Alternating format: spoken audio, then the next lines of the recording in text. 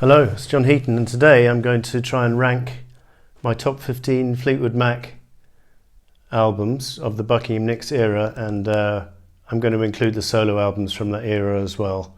Apologies to any of you who are fans of the Peter Green era, like you, Marcus, if you're watching. That's probably a separate review if I was to do that, but I'll be honest with you, I mainly have been following Fleetwood Mac from when Buckingham Nicks joined, on and off ever since then. Obviously now we don't have Buckingham in the band, sadly. He got fired a couple of years ago because he fell out with Stevie Nicks, but that's another story. So I'm going to include live albums, and that's about it. I can get going. Number 15, just to say, other than this 15, there's another 10 albums which didn't make the list, which I have on CD, don't have on vinyl, most of them, including Mick Fleetwood, The Visitor. I have that on vinyl, and that's worth checking out because George Harrison plays a superb guitar solo on Walk a Thin Line, the track from Tusk. So I won't tell you what else I have because that'll give away my top 15, but just suffice to say this 15 is only the 15 out of 25 that I actually own on CD. And then there's another 5 I have on CD from Fleetwood Mac's earlier incarnations, which I say are not in scope for this review. But so number 15, we've got the live album The Dance from 1997, and I don't really come back to this album very much because, one, I don't much like live albums, and two, this was pretty obviously a commercial attempt to earn some money. They just came back for this one concert and did a TV show, and the video is quite enjoyable. But they were not on great form songwriting wise because they came up with new tracks, all of them, and only one of them is worthy, Bleed to Love Her from Lindsay. We've got a track called Sweet Girl from Stevie, which is quite forgettable, and a track called Christine, Temporary One from Christine, which is again not one of her best, and a second one from Lindsay called My Little Demon, which probably belongs on a solo album. So it was nice to see the guys back together, but as I say, I don't think the versions on here are particularly distinguished, certainly not an improvement on the album versions. Good to see Silver Springs performed the track, which Stevie was upset because they left that off Rumours. Mick Fleetwood made the decision to include I Don't Want to Know instead of that.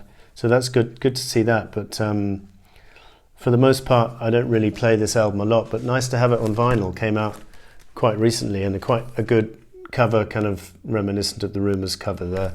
So number 14, we've got also a live album from 1980, the Fleetwood Mac live album. It's a double album. Again, I don't really play it that often. When they're live, Lindsay tends to get a bit manic and does extended screaming and guitar solos, and particularly on Not That Funny, that's the case. But there are highlights on here, particularly the tracks which are unreleased, like Fireflies, One More Night, and then a superb version of the Beach Boys' Farmer's Daughter at the end, and a really good slow down version of Never Going Back Again. So those are the highlights. Other than that, the live versions don't improve on the studio for me. Number 13, we've got Belladonna from 1981. This is, for me, Stevie Wonder's best solo effort. I remember being in the shop in 1981, and both albums, this one and the one from Lindsay, Law and Order, were there at the same time, released around the same time, and I was debating which one to buy, and I think I bought Lindsay's first, but this one's decent as well, and Leather and Lace was a number 6 single in the US, and Stop Dragging My Heart Around, the duet with Tom Petty, was number 3. And there's some decent stuff on that album, although one does miss Lindsay Buckingham's guitar. Number 12, we've got Go Insane, 1984's effort from Lindsay Buckingham solo album, and had a decent top 20, I think, hit single with the title track, and a minor hit single with Slow Dancing, I think. And this is quite moody and quite experimental, and I haven't played it in a while, but I really like tracks like Loving Cup and I Must Go, Slow Dancing, Go Insane, I Want You. Less keen on the Play in the Rain section, and Bang the Drum is a good track, and the suite at the end is decent. So this is a pretty damn good effort. I must rediscover it, actually. Number 11, we've got Christine McVie's 1984 self-titled. So she was the last to come out of the blocks solo-wise, or the first, if you count her Christine Perfect album from 1970, which I was listening to this morning, which is quite decent. Some nice material on that. Not enough to make the top 15, but this album includes Steve Ferrone on drums, George Hawkins on guitar, and Todd Sharp as well. I got that right? George Hawkins on bass, sorry, Todd Sharp on guitar, and Steve Winwood's guesting on vocals and synthesizer on One in a Million and Ask Anybody. And some great pop singles, one of which was a big hit single, Got a Hold on Me. Got a Hold on Me was top 10 US. Love Will Show Us How, minor hit single. The Challenge is a very catchy number. This was basically Christine writing almost as good songs as she was writing for Fleetwood Mac, and that's a great album. Number 10, we've got Law and Order from Lindsey Buckingham, 1981. And some people say Lindsey Buckingham's solo work is a bit quirky, but I think I really like this album, particularly fond of Trouble, the single. I'll Tell You Now is a gorgeous ballad. It Was I, very strong closer to side 1. And That's How We Do It in LA is a great fun rocker on side 2. Shadow of the West with harmony vocals from Christine McVie. And a lovely version of Satisfied Mind to close the album. I think it's really decent album. I think it did fairly well, deserved to do better. So that was Lindsey's first solo effort. Now we're into number 9, and we've got Say You Will, 2003 comeback from Fleetwood Mac, which featured the original Buckingham Nicks lineup, but unfortunately Christine McVie was absent, so one misses Christine. This is a very long album. Otherwise it probably would have been higher on my list. It's more than 75 minutes long, so easily the length of a double album, and one could have lost a good third of it. Maybe not enough to make it into a 40-minute album, but when this album is good, it's excellent. And Peacekeeper is a great Fleetwood Mac single, and Say You Will, the title track, is a great Stevie Nicks Fleetwood Mac song. And other than that, my favourites would be Rover, Red Rover, from Lindsey, Steal Your Heart Away from Lindsey, and Bleed to Love Her, which appeared on The Dance 6 years earlier. Glad they put that on an album, Say Goodbye from Lindsey. My favourite material, I wouldn't say in general, but on this album it's Lindsey Buckingham's material. In most cases, I tend to lean towards Lindsey rather than the others, although Christine would probably be second and Stevie coming in third. But that's one can't generalise, because there's some albums where Stevie Nicks absolutely is on top form. Now we've got number 8, Buckingham McVie. This album came out in 2017, and to all intents and purposes, it's a Fleetwood Mac album, because it's got Mick Fleetwood and John McVie on the rhythm section. The only person missing is Stevie Nicks, so it's identical to this, other than the fact you substitute Christine for Stevie. But for some reason, they weren't allowed to call it a Fleetwood Mac album. They decided not to call it a Fleetwood Mac album. Probably harmed the sales of it. But I think it's a really decent latter-day sort of inverted commas Fleetwood Mac sound, because they're writing well. I think there's some great tracks on here from both of them. Lay Down for Free is my favourite from Lindsey, probably. In My World is a great catchy single. Sleeping Around the Corner, the first track. There's something about the rhythm section of Mick and John with Lindsey's guitar which just fits like a glove, and I think this is a very underrated album, hence it's so high on my list. Number 7, we've got Tango in the Night from 1987, which is a decent album. It did very well commercially, and it's got some big hit singles on it, but it was very much reliant on Lindsey Buckingham and Christine McVie for the workload and the songwriting, because Stevie Nicks was largely she was going through a pretty bad cocaine phase at the time, and she was not very reliable in terms of turning up to the studio, apparently. And her songs on here are not among her best. Welcome to the Room, Sarah, When I See You Again, and Seven Wonders, not, I don't think, particularly distinguished. But when this album is very good, it's magic. Christine with Everywhere is just perfect. Big Love from Lindsay, again, a 5-star song. Little Lies, commercial but good catchy song. Mystified, gorgeous ballad written by Lindsay and Christine. So decent album. Number 6, we've got Mirage, which I marginally prefer to Tango in the Night. This was a return to more commercial pastures after the slightly more experimental Tusk. Probably a conscious decision with Tusk not doing so well as Rumours, and so they made a conscious effort to become more commercial again, which is not to be applauded too much because it was a bit of a safe move, and even the cover is slick. But, you know, having said that, it's still Fleetwood Mac on pretty top form, and again, I would single out Christine McVie's work on this album as being amongst the best, with Hold Me, the single, Wish You Were Here at the end, lovely ballad, and the opening track, Love in Store. There's 3 solid Christine tracks. Lindsay's not quite on top form here, but Eyes of the World is among his best, and Oh Diane is a very catchy song from him. Stevie turns in one cast iron classic, Gypsy, and the other material from her is nothing to write home about, but decent album from 1982 there. Number 5, we've got the solo album from Lindsey Buckingham, 1992, Out of the Cradle, and this is just a marvellous album. I think it was made 5 years after he'd left Fleetwood Mac.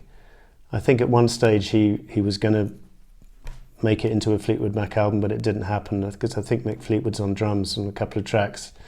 But I'm glad it's a solo album because this is the definitive solo album as far as I'm concerned from Lindsay. It's a little bit long, I'll say that. Could have trimmed it down a bit and got rid of things like Surrender the Rain perhaps, or Turn It On is the one I would have got rid of, and Doing What I Can is a bit of a rip-off of Big Love, if I remember correctly. No, Surrender the Rain's okay, but the highlights for me would be Don't Look Down, the opening track, Wrong, the second track, apparently written about Mick Fleetwood, the words, Countdown, perfect single, didn't do marvellously well in the charts, but really catchy.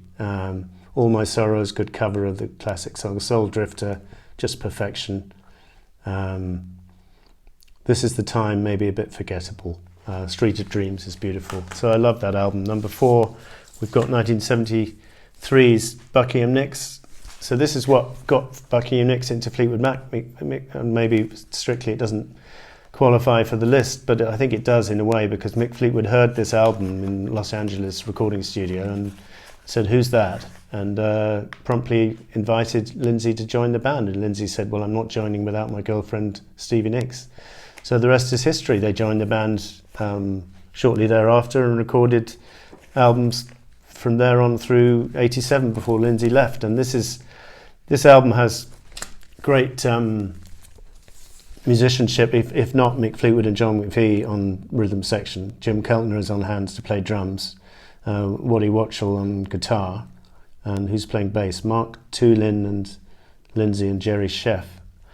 So it's some great material on here. Don't Let Me Down Again, which was featured on the Fleetwood Mac live album I showed you. Races a Run is a beautiful ballad, duet voice, Stevie and Lindsay. Lola, brilliant. Frozen Love is the track which I think they played to Mick. Stephanie is instrumental, very reminiscent of Never Going Back Again, which to turn into that later. Without a Leg to Stand On is good. Crystal was reworked for the Fleetwood Mac 75 album. It's a really solid album. For some strange reason it hasn't been released on CD for all these years, or even re-released on vinyl. So that's my original copy. I did pick up a vinyl copy of it in Italy, but I think it's a bootleg. I don't think it's official. So beware if you see a new vinyl copy of that, because I don't think it's official. Number 3, and now the top 3 could be really in any order depending on what you're listening to at the time or what you're least sick of, because this album has been a little bit overplayed. Rumours is my signed copy. Christine McVie, Mick Fleetwood and John McVie, bought in Prague. But this album, you know, although it's a bit overplayed, you can see why it sold in its millions. Secondhand News is about the perfect opener to any album. Dreams is a #1 single, the only #1 single Fleetwood Mac had from Stevie. Never Going Back again is perfection from Lindsay. Don't Stop, co-written by Lindsay and Christine. And